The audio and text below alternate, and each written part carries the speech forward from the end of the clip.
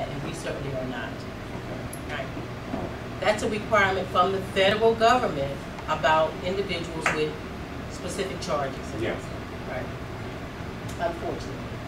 We offer a summer institute. We're ramping up our 7-week program as I speak to bring students in, 20 such students for a 7-week experience where they'll get academics, some hands-on workshops, and some experiences that we think are phenomenal. We're going to learn restaurant etiquette and go to a restaurant. We're going to go to the African American Museum with disposable cameras and do some photo journaling as a result of that experience. But also these students will be engaged in our college success class as well as math fundamentals to get them ready, a jump start for when the September term begins. And as I indicated, there's a small tick in the financial aid. College cost.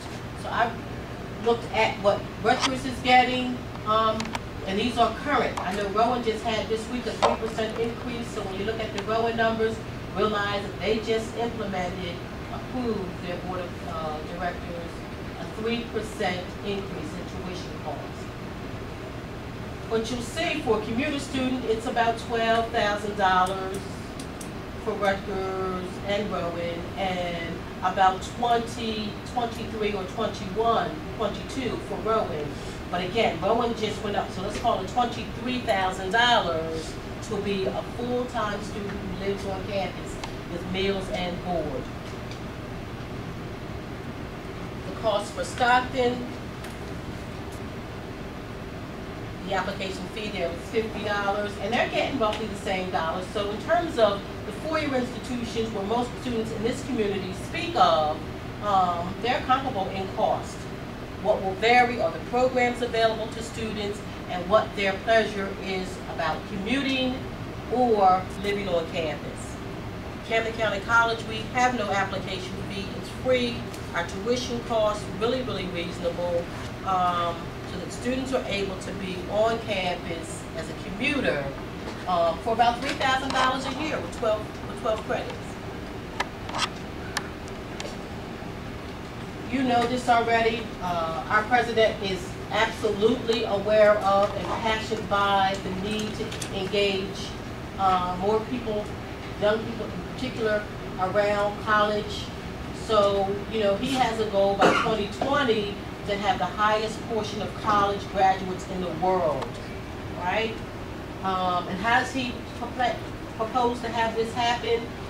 Increased Pell Grants, more stable funding around Pell Grants. You know, that fluctuates. This year we have Pell summer money, so students are able to take at least 6 credits over the summer and have Pell pay for it.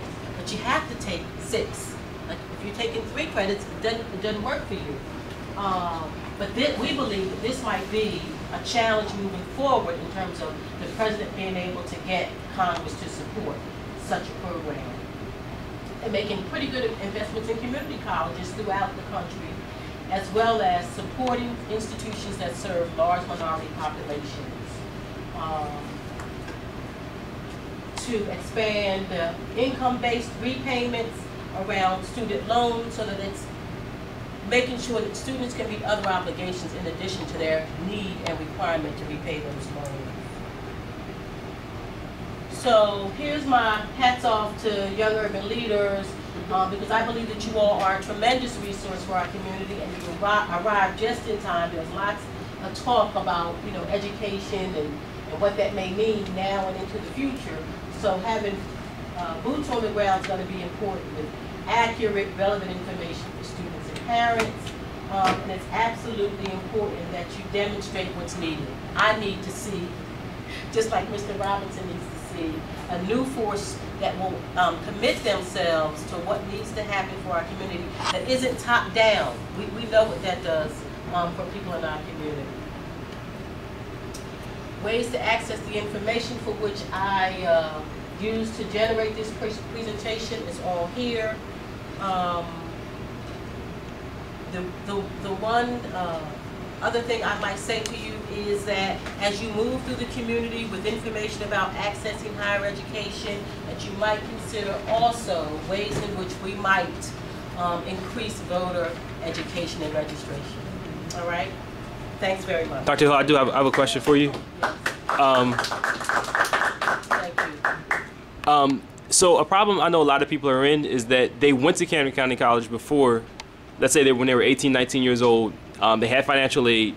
They also had a student loan. They dropped out after the first or second semester, didn't pay the money back, and feel stuck as though they can't go back now that they're in that situation. I know one person in particular this happened to, and when he went back this year, he discovered this situation happened to him about 8 years ago, that he was off the books, that the school didn't even have record that he owed them money, and he was happy to see that, and then now he'll be returning in September. Do you have any advice, or what do you have information that for us if we run into that situation? On the academic side, there is a 5-year forgiveness policy. So after 5 years, they will forgive your grade point average. It doesn't go away, it doesn't disappear from your transcript, but you begin anew, basically. On the financial side, students are required to go into a payment arrangement in order to access college again. So you have to go into a monthly payment arrangement in order to facilitate the actual return. So to settle your old debt? To settle your old student loan. And that money is paid to the school or to the government? To the government, the loan grantee.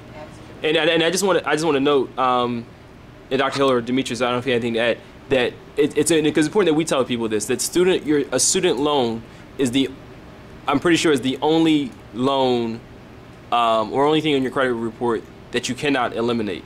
You can't eliminate it through bankruptcy. It will stay with you for the rest of your life, and people should be aware of that, because sometimes, I was warned, you don't have to take the maximum available to you. You really should take the amount that you need. But for people that maybe haven't ever had that much money before, the largest check I ever held in my hand was a refund check, which was over $3,000 on my first day of school at Rutgers. So I want to note that. And then the last thing is a big difference between Rutgers and Camden County College, unfortunately, is that Rutgers, you get a refund check on the first day of school. Camden County College has a principle in place where you get it after 60% of the semester is over. So I believe it's like a little bit after spring break in the spring semester it would be. And the reason they do that is because they've had students that once they got that check, they didn't show up to class anymore. So it's for good reason. Do you want to add anything? The last thing I will say is that we need to make sure that people in our community know and understand that college is available and affordable. We have a real challenge around making sure that students only take student loans when they need them for college expenses. I counsel students all the time, unfortunately, and they want to upgrade their car, they want to take a vacation, not with student loan money, because they're high interest now. Because when you're a a 4-year student at a 4-year college, that last semester, hopefully, and you need loans to complete that task, to leave with the trophy, and you've tapped out of that process too because you began loans in Camden County College, although you had full federal, state aid, EOF, right? Maybe a scholarship. You didn't need it then. It may not be available for you when you do need it. And it's not for car upgrades and those kinds of practices.